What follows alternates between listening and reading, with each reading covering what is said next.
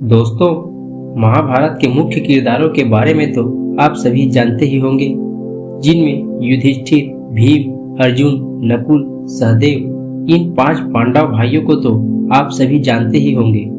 परंतु क्या आप यह भी जानते हैं कि इन 5 पांडव भाइयों की कुल कितनी पत्नियां और कितने पुत्र थे? तो हम आपको बता दें कि 5 पांडवों की कुल 9 पत्नियां और 13 पुत्र थे। बहुत से लोग इस बारे में बहुत कम जानते हैं। तो चलिए मित्रों, आज हम आपको 5 पांडवों की 9 पत्नियां और 13 पुत्रों के बारे में बताते हैं। तो चलिए शुरू करते हैं। मित्रों, पांडवों की एक पत्नी द्रौपदी के बारे में तो आप सभी जानते हैं। द्रौपदी 5 पांडव भाइयों की पत्नी थी, इसलिए 5 पांडवों ने द्रौपदी से अपना एक एक पुत्र प्राप्त किया था।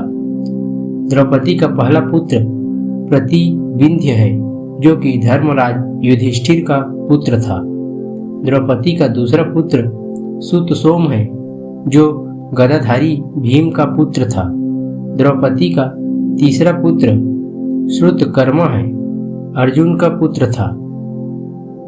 द्रौपदी का चौथा पुत्र शतानिक नकुल का पुत्र था और द्रौपदी का 5वां पुत्र श्रुतसेन सहदेव का पुत्र था।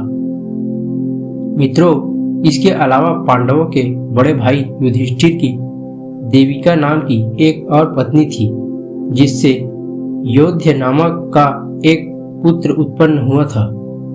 इसी प्रकार भीम का विवाह काशीराज की पुत्री बलंधरा के साथ भी हुआ था। बलंधरा से भीम को एक पुत्र प्राप्त हुआ, जिसका नाम स्वर्ग था। भीम का विवाह हिडिंबा नाम की एक राक्षसी के साथ भी हुआ था और उससे घटोत्कच नाम का एक पुत्र भी उत्पन्न हुआ था।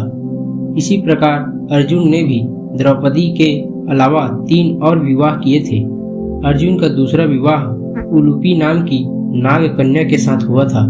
कहते हैं, जब अर्जुन अपना 12 वर्ष का वनवास भोग रहे थे, तब वह तीर्थ यात्रा करते हुए हरिद्वार पहुँचे। वहां पर जब अर्जुन गंगा में स्नान कर रहे थे, तब उन पर मोहित होकर नाग कन्या उलूपी उन्हें नागलोक ले गई और नागलोक में ही उलूपी ने अर्जुन के साथ विवाह कर लिया था। उलूपी से अर्जुन ने ईरावान नामक पुत्र को उत्पन्न किया। इसी प्रकार अर्जुन जब तीर्थ यात्रा करते हुए मणिपुर पहुंचे थे, तब वह वहां के राजा चित्रवान की पुत्री चित्रांगदा पर मोहित हो गए थे। इसलिए अर्जुन ने चित्रवाहन के पास जाकर चित्रांगदा का हाथ मांग लिया था। चित्रांगदा से अर्जुन को बभ्रुवाहन नाम का एक पुत्र प्राप्त हुआ था, जिसे राजा चित्रवान को उसके वंश को चलाने के लिए दे दिया गया था।